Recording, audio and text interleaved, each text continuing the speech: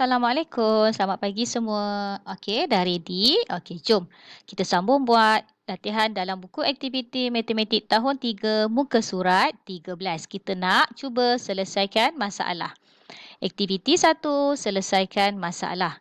Soalan yang pertama, jadual di bawah menunjukkan bilangan penduduk di Kampung Cermai.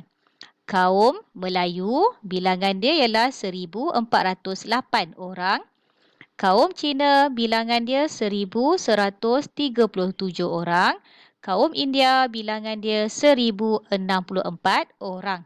Soalan A. Nyatakan kaum yang paling banyak di kampung itu. Nyatakan kaum yang paling banyak. Paling banyak maksudnya yang paling tinggi bilangan penduduk dia. Okey, kaum dekat sini sama ada Melayu, Cina ataupun India. Kita tengok daripada bilangan dia. Yang paling tinggi, yang paling besar ialah 1,408. Tapi soalan ni minta kaum. So, kita tak boleh bagi 1,408. Kita kena bagi kaum dia iaitu Melayu. Okey, soalan B.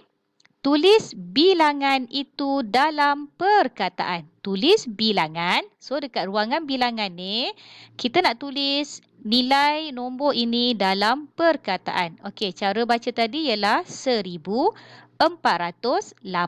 Jadi, kita tulis dekat sini 1,408. Kita tengok soalan nombor 2. Farah menyusun kerusi seperti gambar raja di bawah. 1,050, 1,051, 1,052, 1,053, 1,054. Dia melabelkan nombor pada kerusi itu secara berturutan. Soalan A. Apakah pola nombor itu? Okey, kita dah pernah belajar sebelum ini. Pola nombor kita kena nyatakan sama ada dia menaik ataupun menurun. Dan kita kena nyatakan juga dia menaik berapa ataupun dia menurun berapa. Okey, sekarang kita perhatikan gambar kerusi ni. Kita tengok dekat sini nombor dia semakin menaik. Jadi kita boleh tulis dekat sini pola nombor menaik. Okey, menaik berapa? 1,050 pergi 1,051 pergi 1,052. So, dia naik 1,1. Tulis menaik 1,1. Soalan B.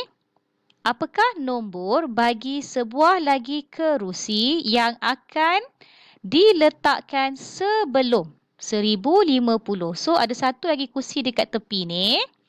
Kalau diletakkan dekat sini, nombor berapa yang sepatutnya dilabelkan dekat kerusi ni? Sebelum 1,050 ialah 1,049. Jadi jawapan dia 1,049. Kita tengok latihan muka surat 14. Soalan nombor 3. Amir menyusun kad-kad nombor di atas mengikut tertib menurun. Apakah nombor yang ketiga? Okey, tertib menurun, kita kena susun nombor yang besar dulu, baru nombor kecil. Okey, cuba kita susun nombor besar dulu. Kat sini kita perhatikan 3,900, semua 3,900. So, kita fokus pada dua digit yang terakhir. Yang ini 1. Yang ini 28, yang ini 10, yang ini 19. So, yang paling besar antara semua ini ialah 3,928. Kemudian, diikuti dengan 3,919. Kemudian diikuti dengan 3,910 dan last sekali 3,901. Dan dia nak cari apakah nombor yang ketiga.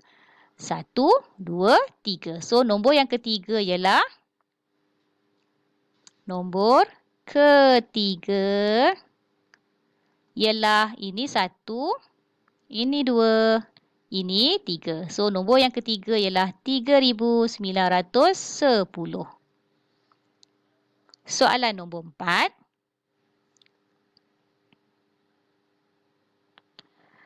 Berikut ialah perbualan antara Faiz dengan Zita. Okey, Faiz bagi tahu nombor rumah saya 2059. Manakala Zita pula bagi tahu rumah saya pula bernombor 2063.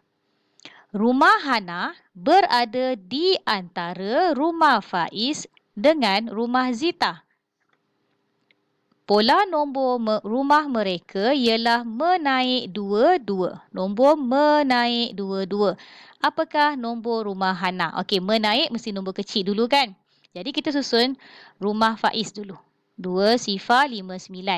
Kemudian dia kata, rumah Hana berada di antara rumah Faiz dengan Zita. Ini rumah Faiz.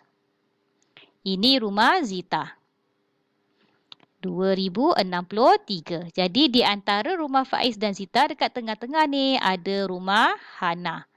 Okey, berapa nombor untuk rumah Hana? Dia kata dekat sini pola nombor mereka ialah menaik dua-dua. Jadi daripada rumah Faiz nak pergi ke rumah Hana, dia akan naik 2. Kita boleh kira 2059 tambah lagi dengan 2 jadi 2060, 2061. Jadi rumah Hana ialah 2061.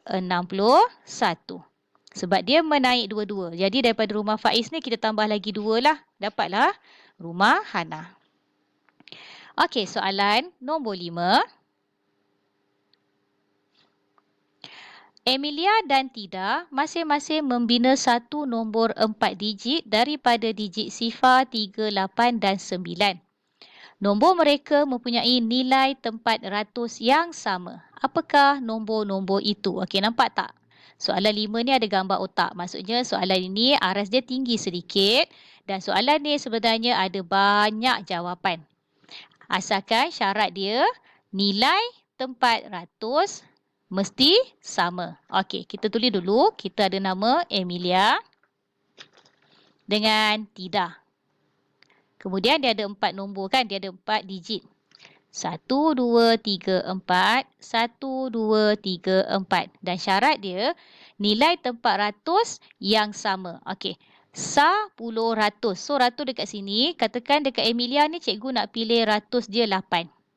Jadi dekat Tida ni pun mesti 8 juga. Sebab syarat dia tempat ratus mesti sama nombor, sama nilai.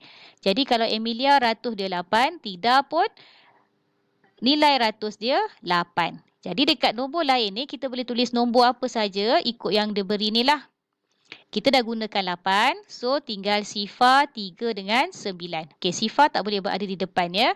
Okey, jadi kat sini cikgu ambil 3, 0, 9. Dekat belakang ni cikgu nak ambil 9, 3, 0. Okey, ini jawapan cikgu. Awak boleh buat juga jawapan awak. Ada banyak pilihan jawapan. Tapi dengan syarat dia nombor yang dekat rumah ratus ni. Okey, cikgu bulatkan.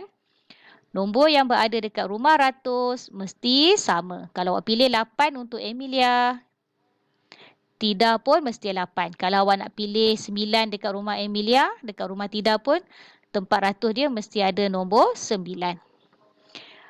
Okey. Cikgu berhenti dekat situ. Nanti kita akan sambung lagi. Okey, bye. Assalamualaikum.